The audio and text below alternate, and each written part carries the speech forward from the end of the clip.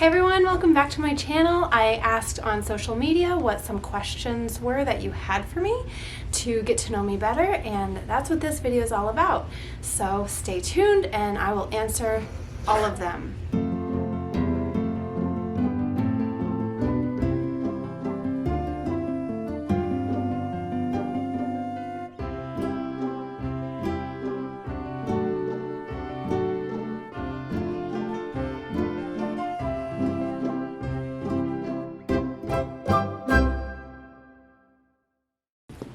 Okay, so some of these questions I have not seen yet. I've tried not to really look at my social media pages just because I wanted it to be more authentic. I didn't want to have time to rehearse answers. So yeah, anywho, by the way, I finally got my hair done.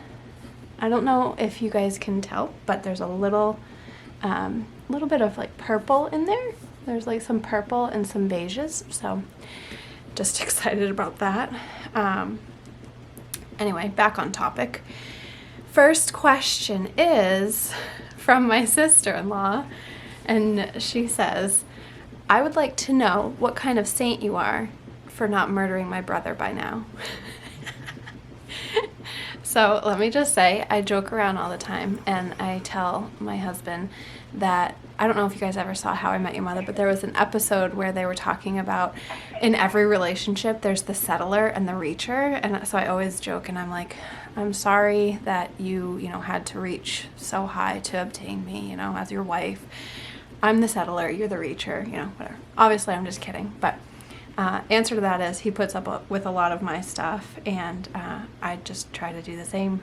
So no sainthood here. Question number 2, when did you decide you wanted to be a stylist? So I had done hair, so now it's been, let me think about this. I started when I was 20 at the job that I have now at the salon, and I am going to be 34.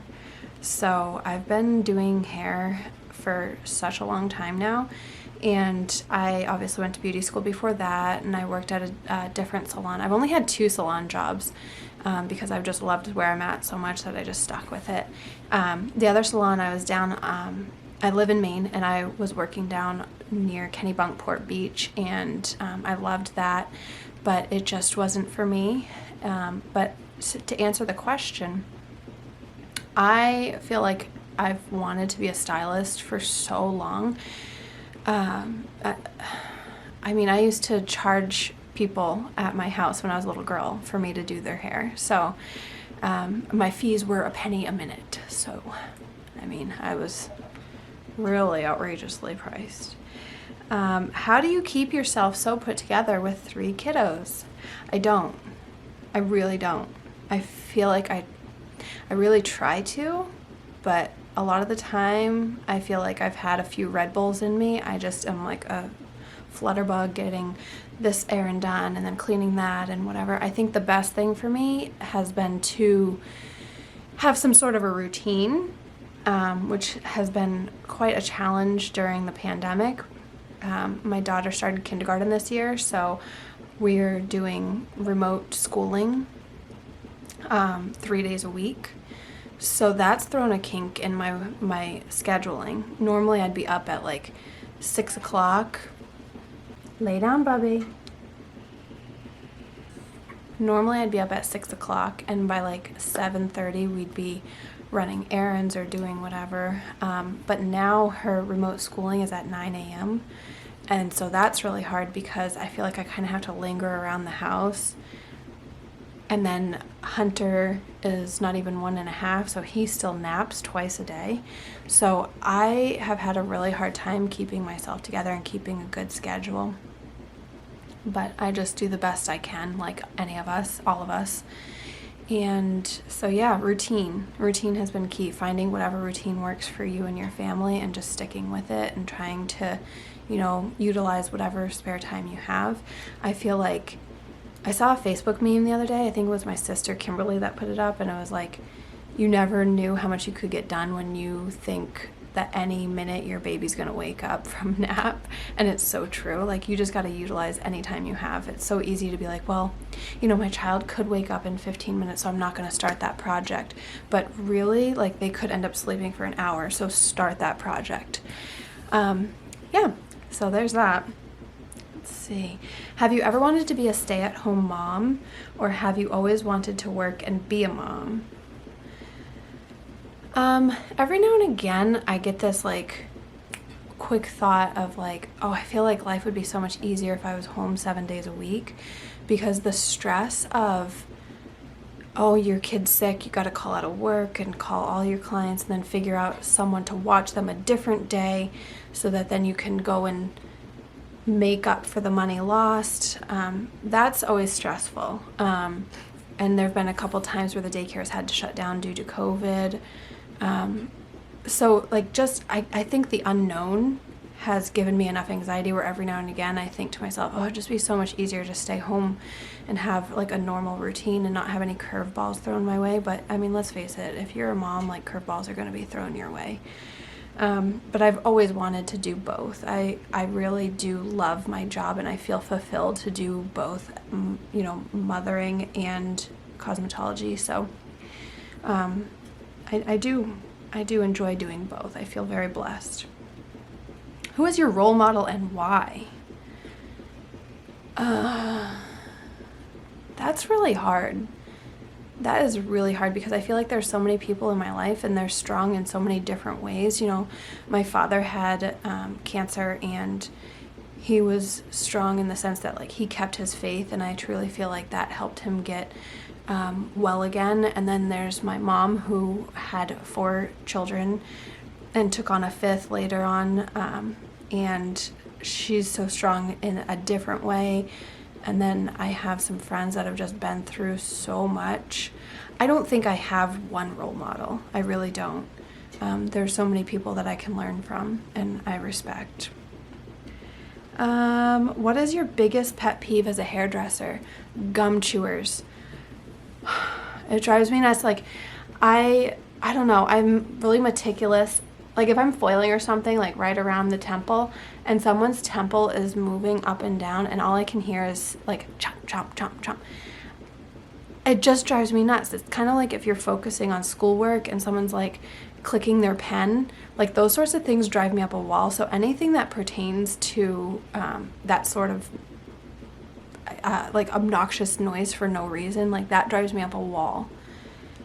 Oh, and one other thing that's kind of like a hairdresser pet peeve, and we talk about this at the salon, the people that like try to look at you as you're doing their hair. Like, please just look at me in my mirror, because every time you try to turn back, like, I have to get you resituated.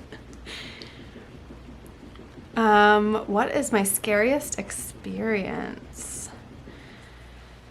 I have a few, but honestly, I have a mini story. I'm going to condense this as best as possible. So I've mentioned in a previous video that when I was younger, I had a stalker. I was headed to my boyfriend's house. Now he's my husband. And it was dark out. I think it was probably like a Friday night or something. And I had stopped at the local Walgreens and then gotten back into my car and started to head towards his house. And he lived in the middle of what I felt was nowhere, back roads, windy roads. And I noticed that someone was following me, and I didn't think much of it until they started to like lay on their horn, and then they would get beside me, but I couldn't see who it was, and they were like basically trying to run me off the road. There were a few times that they'd get back behind me, and I thought that they were going to rear end me, because they would like rev their engine and get so close that I couldn't see the front of their vehicle anymore. And so I kept checking my cell phone. I had no service. This happened for probably a solid 20-25 minutes, and finally I saw that I had like one little bar, and so I called the house where my now my husband and his sister were living. And so his sister answered the phone, and I was like trying to keep it together, but I was like, someone's following me. And so by that time I was only a couple minutes away from the house. I get to their house and I start to pull in, and Phil is standing Donald Duck style with a, like a towel around his waist, nothing else on, and he has a shotgun. And the truck that had been harassing me did some donuts and just like drove away. And I truly believe that it was the person that had been stalking me, because at the time I had gotten a restraining order. And it was just too much of a coincidence, because I found out that this man that was following me around town and doing all sorts of things, I found out that he lived in the same town out in the boonies as my boyfriend. So I felt like all these things were too much of a coincidence to not be him. So that was one of my most scary experiences. Not fun. What is your proudest accomplishment? Having my kids. Having my kids. I remember saying, like, it is not possible to be in this much pain and live, when I was in labor. And I lived, and I can tell the tale, as many people out there can. We survived childbirth and pregnancy and all that. So I think I'm most proud of that. I mean, there are a few other milestones in my life that I'm like, oh, I made it. Okay, cool. But my babies, that's going to leave the biggest mark in the world. So, bucket list items. I'd love to go horseback riding. I would love to, what else? Basically all the traditional things that people say. I do not want to jump out of a plane, though. I'm all set. But maybe like surfing. One of my very good friends, she's been surfing, and I thought that looked really cool. Yeah, I have to think on that one a little bit more. Who is your favorite sister? Okay, Ashley. I can't answer that one. Unless you pay me. Where do you see yourself in 5 years? I'm hopeful that I'll be doing much better on YouTube. That'd be cool. I see myself hopefully in a bigger house. I'd love a farmhouse. And we are pretty much debt-free, besides a few $1,000s on our minivan and the house. So I'm really looking forward to being completely debt-free, and then we can hopefully make a bigger investment down the road if things go accordingly, if it's God's will. Do you have, this is my dad, do you have any beauty tips for older, bald, bearded men? No. Just no. What's your dream hairstyle?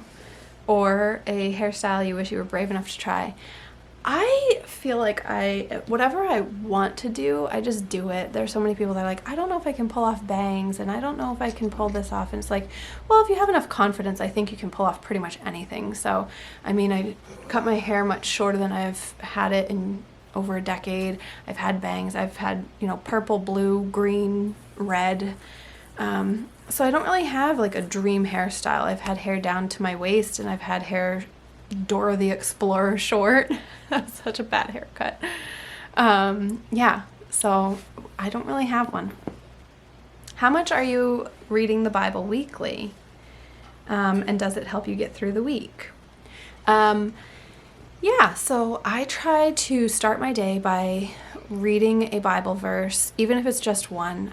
It's gonna help me. I feel like it's such a positive way to start the day, by reading something written by someone bigger than me, as God breathed. So like something that he has to say to start my day is going to be way more important than any thought that I have on my own. Another question is, what is your testimony? So for those of you that aren't Christians, a testimony is like, how did you come to become a Christian? Like what is your story? And I would say, like, I never really thought of myself as not a Christian. I was raised by a Christian family, and my father was a pastor. My mom had the credentials to be a pastor, and yeah, so I think there were a few pivotal points in my life where I like truly decided, okay, this is what I'm going to do. I remember being about 12 years old, sitting in church and listening to my dad, but not really listening. You know, when you're 12, you're starting to hit those teenage years and kind of just, you know, eye rolling everything. And I remember like having this like, you know, boom, like, do I believe any of this? Or has it just been something I go along with because I was told to? So I had to do a lot of soul searching and decide if I wanted to make that decision for myself. So I think like that's part of my testimony. And then the secondary part is after I became an adult, I moved out on my own. I had my own career, my own life. I was really in the world, you know. I just felt like being skinny and pretty and successful was goal number one. Like I wanted so badly to look like the girls on magazine covers. I wanted, you know, just this idealistic look of perfection. And I remember I started going to the church that we go to now, and Phil was away with the military, and someone came up to me and was just like, you know, introducing herself, and she was like, oh, you know, hi, my name's Kathy, and I said my name, and she looked at me, she's like, so how are you?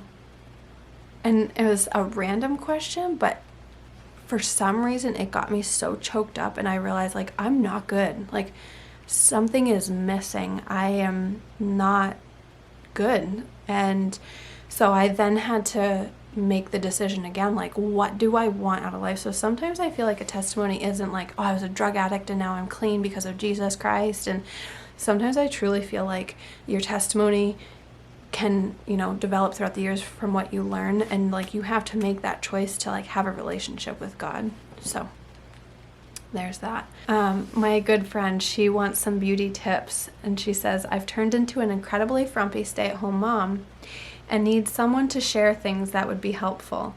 I'll try to insert little tips in each of my videos as best as I can, but honestly, I think some of the best tips are, you know, dry shampoo, get the sleep, get the water in you, and don't worry about the rest, because I feel like those that are trying so hard, they look worse than anyone else because they're trying so hard, it's stressing them out. Like someone that's joyful is going to look so much better without makeup on. Like, I don't know. That's just my opinion. Let's see if there's any that I've missed. What are my hobbies? I would say YouTube.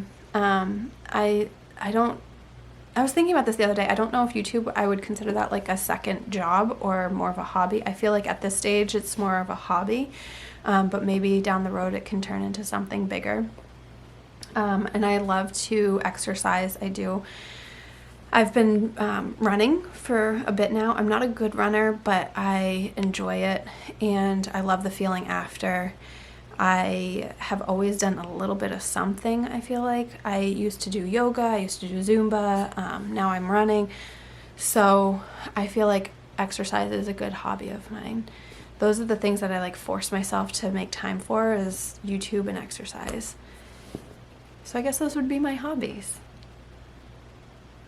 What is my most life-changing moment? I think, did I answer that? My kids.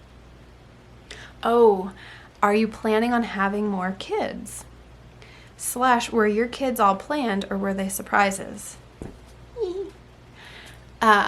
So we planned for Amita, and I got pregnant so fast. It was like a month, I'm pretty sure. And then Phil had been saying like, we should have another, I mean, she was like a year old, and he was like, or no, she was younger than that.